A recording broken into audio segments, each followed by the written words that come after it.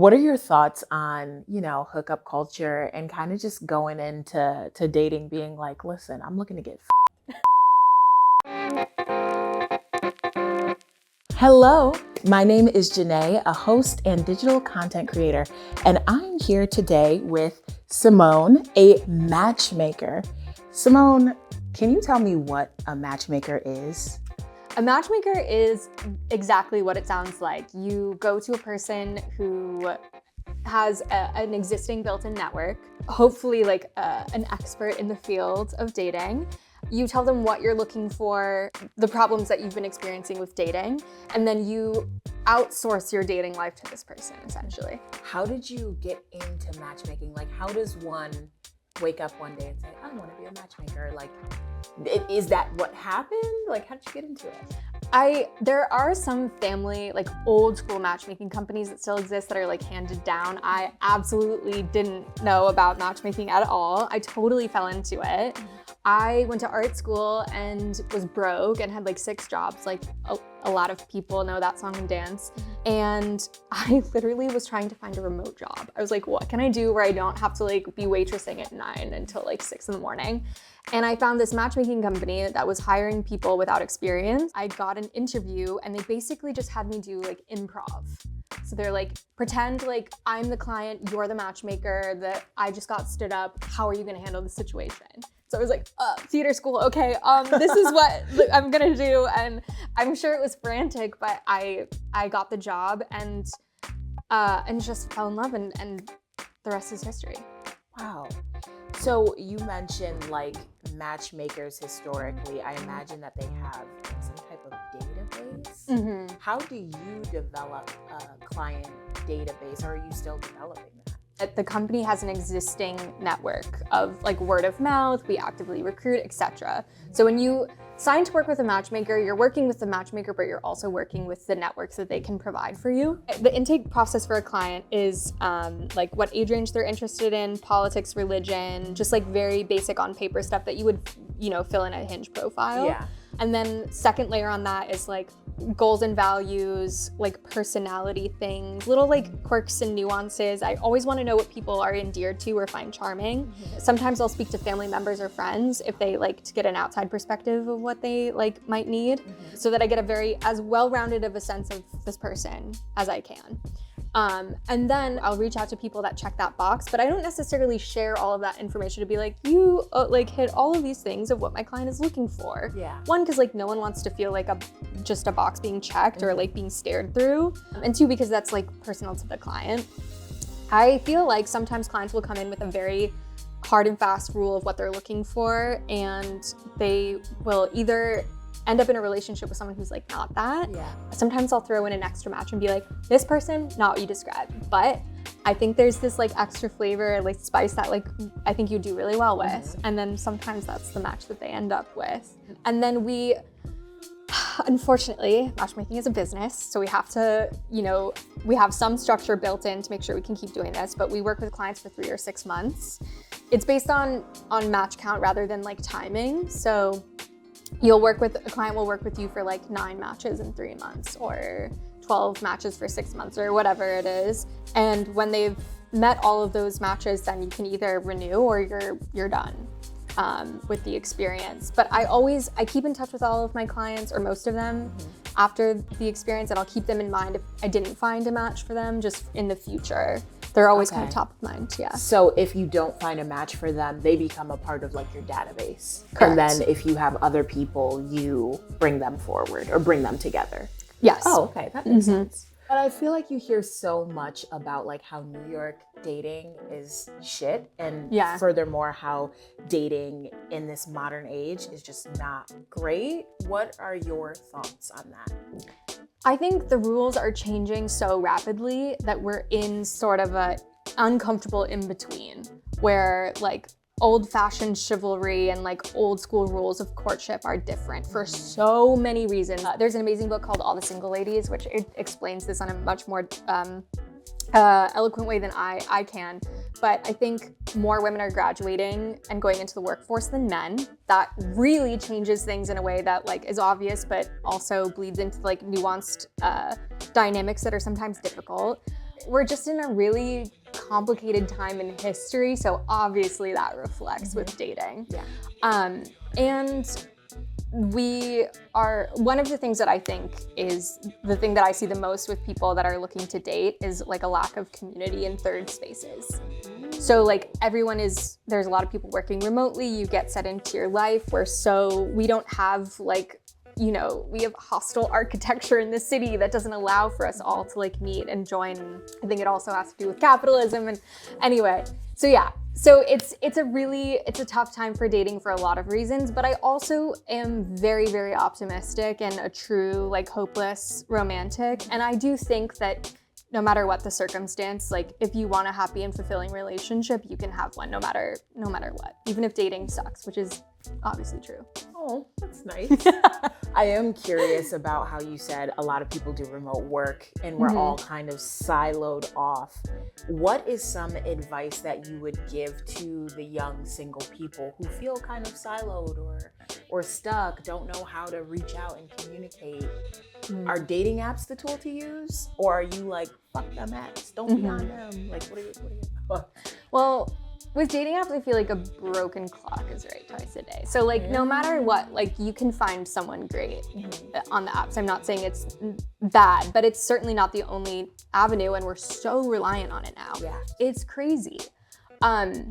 There are some obvious things that I think are sometimes frustrating for people to hear, like get a hobby, like join a club. Like people are all in the running clubs these days, which is like, I don't understand that. Could never. Same, I'm like, what the hell? I don't believe in that. But I think the quality of your life depends on the quality of your relationships. And so you really want to invest in friendships. That's the best advice I would say. Wow. I didn't think about that. As a single 30-something-year-old, I'm like, I need to invest in my friendships now. That's good advice.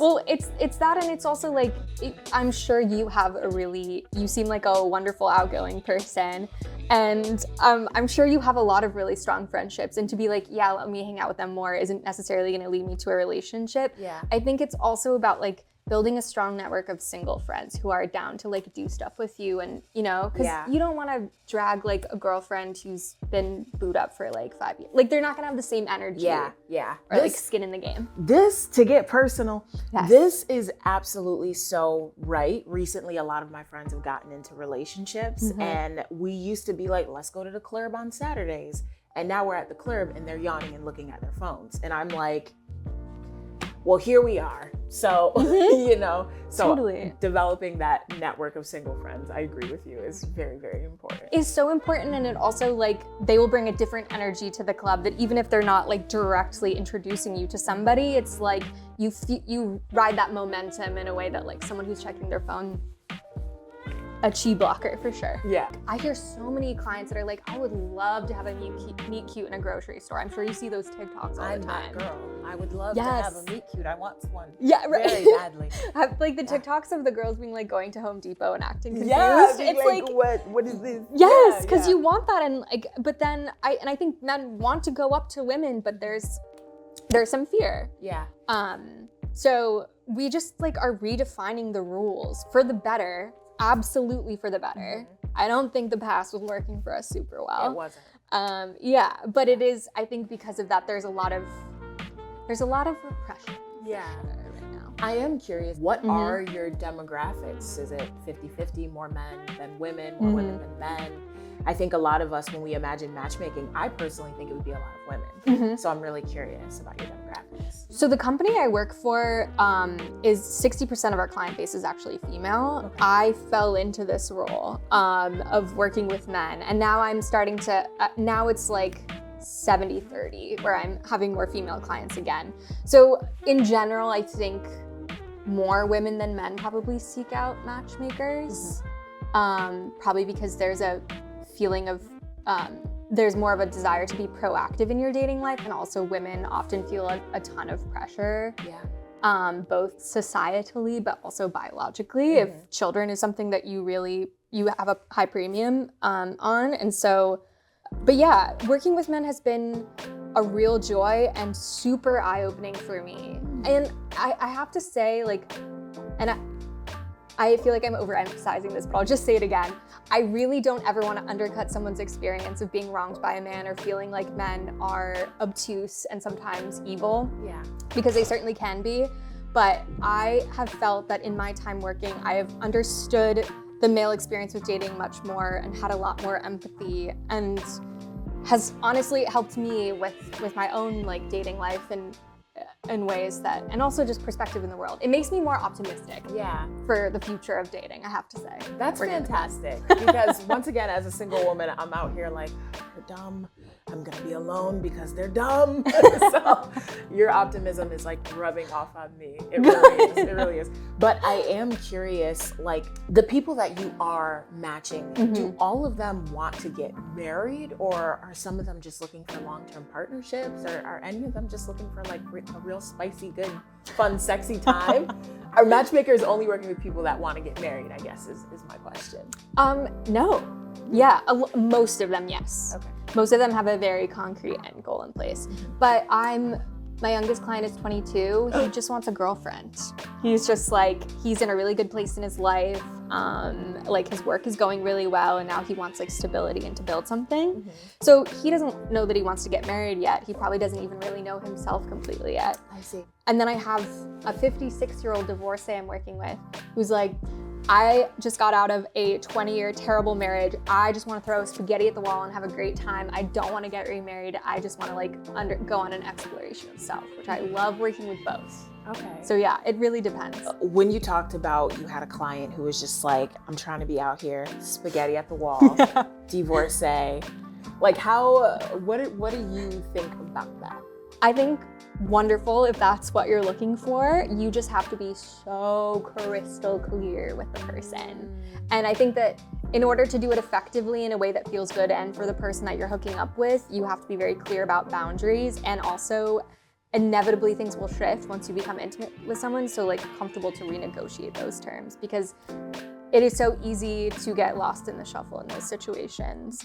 And even when like I've seen videos of girls being like, this guy told me that he didn't want to be in a relationship, but he's doing all of the stuff that would indicate that he is. And that's confusing, because you can't then go back and be like, on our first date, I said I wasn't looking for something serious, because that's disingenuous no matter what. Your actions are more important than your words. Yeah. So I just think like all things, like simple answer, but just being like communication is key. When it comes to hookups and hookup culture, what do you think about someone just meeting someone at a bar, hooking up? Should they leave it at a one-night stand, or should they continue things, try to date the person? I guess the question is, do you think a one-night stand should just be that, or do you think a one-night stand should be made into more? And I know there's more that goes into it, but just curious about your thoughts. I think there are no rules. If you had like a quality experience with somebody and you like felt some kind of like intimacy, or there was a curiosity there, why not? I think if you sleep with someone on a first date, that doesn't mean that you're not serious about a relationship, or that disqualifies you or the other person. Yeah, I think that this might be like, I might be sounding politically incorrect, so like, please give me the benefit of the doubt. Controversial take, but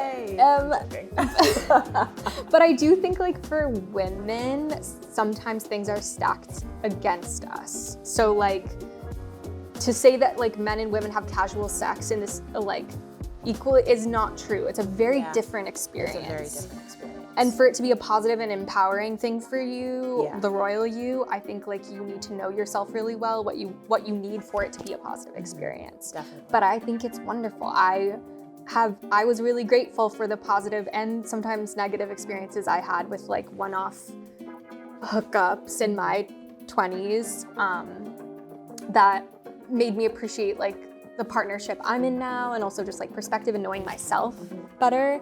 I think casual sex is great if it's for you alone and it's for your own like growth and self-exploration. To attach it to an outcome is probably like not setting yourself up for success.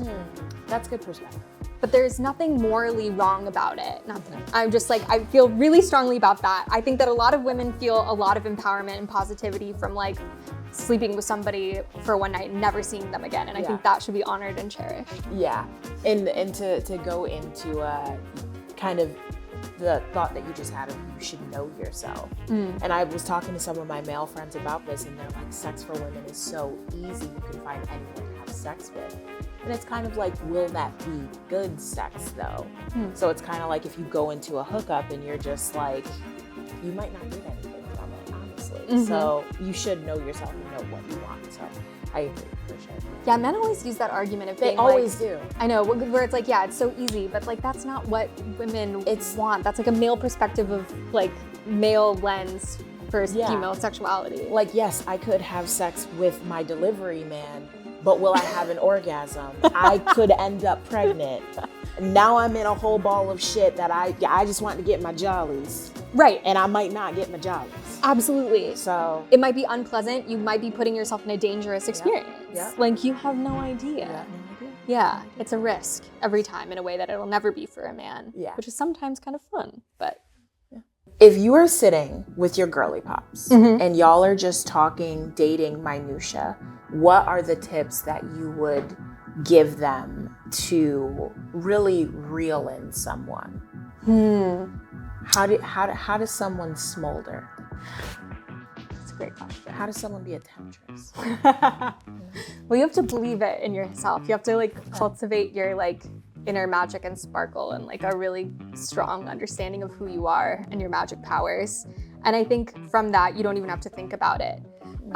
You can never trick someone into like liking you. So I feel like I'm very like, I take issue sometimes with these like dating coaches that are thinking more tactically in a way of like getting someone to text you back rather than like building something that has like tension but also longevity.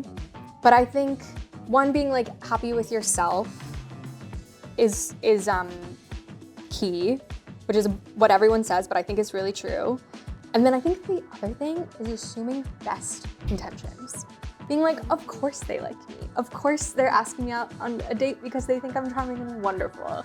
And like when you go into that date thinking that you are like, just feeling like you're the most charming person in the world and that this person is gonna like you so much, like it doesn't really matter what the outcome is. You'll feel that and you'll have that sparkle. And then like, I think that that's irresistible. That's such a good tidbit. Wow, I'll keep that in mind. Thank you. You're so welcome. This interview was really for me to get information. That's it.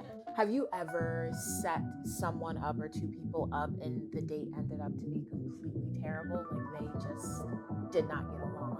What was that like? Oh my God. I have a lot of horror stories. Horror stories. So maybe I'll tell you off air. Okay. But the first company I worked at, we did blind dates, which was like something that didn't really work for me. But I remember I had a client who was a very esoteric kind of person and had very particular preferences. And I finally found a match for him that like checked every box, and he drove 2 hours to meet her. They meet at a cafe. She takes one look at him and then she's like, I'm out. Didn't even say, like, they didn't have a conversation. She just locked eyes and she was like, peace, and left. He was pissed. He was vexed. Deeply, deeply vexed. And I totally understand. But those are the things, and like, you know, you have to honor what your client is looking for and like try to find people that check all those boxes. I wouldn't have set him, if he had been more open-minded, I wouldn't have set him up with someone like that. Yeah. But also it was, you know, I felt terrible because I did set these people up, and I am responsible for this very negative experience that this man had. That's why like matchmaking is for the thick-skinned, of course. But yeah, that's like probably my worst experience with a date. I feel that, and I'm so curious about what what is the success rate of matchmaking? Like, you're a professional matchmaker, but I'm curious, does it actually work? Like, even for people who maybe matchmaking is something that is a bit pricey or expensive for them, is this something that's worth investing in? Or would you say if you don't have the budget, stick to the apps or stick to friend groups? Or if you don't have the budget, don't. Never stretch yourself thin for matchmaking because the ROI is so difficult to quantify. Yeah. And I always tell clients, like even on their, you know, our first like welcome meeting when they're so excited for this process, I always say the love of your life is never going to be behind a paywall. Even the clients that got married that I set them up, it's like, that was me. That was also like fate or God or the universe. like finding like someone that you love and you like build a life with is lightning in a bottle. And like sometimes I feel like, you know, fate works through me and magical things happen, but I don't ever want people to feel like that is like they're putting all their hopes onto this one thing. Because I also think sometimes the negative effect of that is that if you hire a matchmaker and it doesn't work out, you feel like I'm hopeless, like I'll never find my person, I paid all of this money for this thing, and I'm still left like single. I do think it's an amazing experience if you can afford it. I hope we figure out a business model that it can be easier to access for the everyday person, because their matchmaking is extremely expensive. Yeah. It is not for everyone. And I would love to work with more people when there isn't sort of like a, you know, cost barrier. But matchmaking does really work. And I am a very like sensitive and passionate person. And if I felt like I was doing something that didn't leave a positive impact or didn't believe in the thing that I'm doing, I wouldn't do it. It is really a joy to work with people and to be on the journey with them. And my hope is that even through the experience of matchmaking and meeting people, that you take something from that. Ideally, it's a relationship, but you feel like you had a rich quality experience of someone guiding you, of giving you date feedback so you're more aware of how you appear on dates. Yeah. And that there's like a greater understanding of self at the end of the process. What is your favorite part about matchmaking? Every day is different. I love talking about dating and compatibility. I think it's like one of the most interesting things, and selfishly there's a feeling a little bit of like playing God a little bit, where you're just like, when you put two people together and they really connect, it's the best high ever.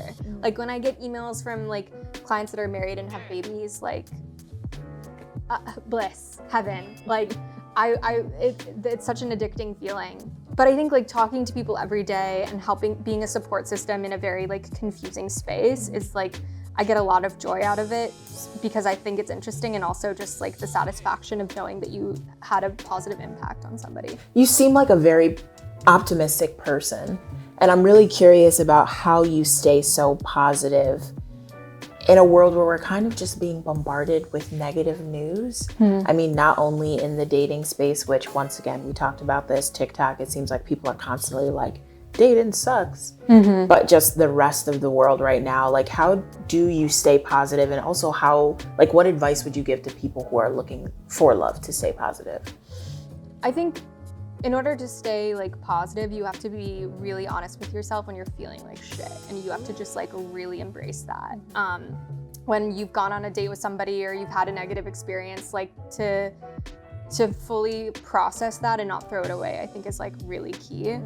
But also, after 8 years, humans are remarkably all similar. Like we were designed to like connect and to like love, I think, not to get too woo-woo, but like that's what we're built for. Yeah. We're social creatures. We're like pigs, like they never want to be alone, they want a buddy, you know? Like so I think that sort of like base instinct in us will always be true no matter what the external circumstances. I just think if it's something that you want, you will find it. I really, really, truly believe that. If you are a loving, like good person and you want the same back, you will 100% find it. I like that. I like that a lot. How can women take more initiative in dating? I feel like we always hear about, you know, wanting men to come up to us and all that great stuff. Like, how can women really take the reins in their love life? If he wanted to, he would, is like the thing that drives me crazy. Ooh, okay. Because it's not true. Oh, okay. I think there are so many, it's like you're reducing somebody's experience to that. It's like not fair no matter who they are. I think for women, it's like a delicate balance of like, sometimes the joy and the energy and the tension comes from being pursued. And like, you can't ignore that.